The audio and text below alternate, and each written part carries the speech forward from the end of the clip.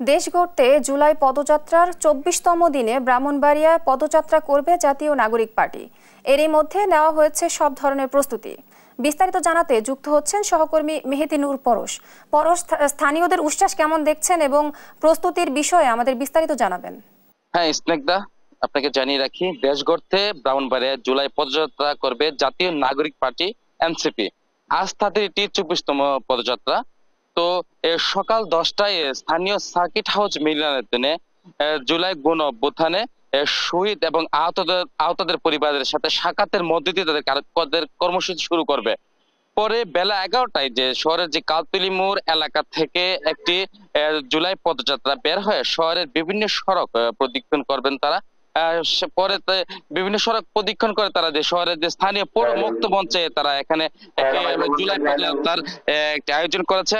তো এখানে উপস্থিত থাকবেন যে এনসিপির কেন্দ্রীয় যে আহ্বায়ক নাহিদ ইসলাম, সদস্য সচিব আক্তার হোসেন, দক্ষিণ অঞ্চলীয় যে মুখ্য সংগঠক হাসনাত আব্দুল্লাহ, উত্তরাঞ্চলীয় মুখ্য সংগঠক সার্জিস আলম, মুখ্য সমন্বয়ক নাসির উদ্দিন পাটারি, সিনিয়র যুগ্ম সচিব ডাক্তার তাসনিম, যারা এছাড়া কেন্দ্রীয় নেতৃবৃন্দ। তো আপনাকে আমি জানি রাখি, পদযাত্রী কিন্তু নিয়ে কিন্তু শহরে একটি ঘিরে একটি নেতৃবৃন্দকে স্বাগত জানাতে বিভিন্ন পয়েন্টে কিন্তু তরু নির্মাণ করা হয়েছে।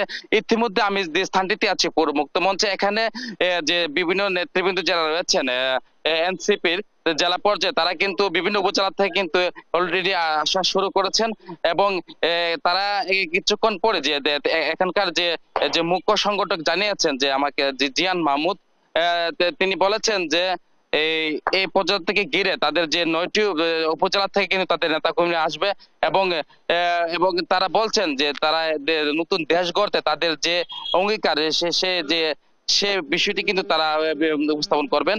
তো আমি যদি সার্বিক বিষয় বলে রাখি যে জাতীয় নাগরিক পার্টি এনসিপির এই পদযাত্রাকে কেন্দ্র করে কিন্তু শহর জুড়ে কিন্তু একটি ব্যাপক নিরাপত্তা ব্যবস্থা নিয়েছে।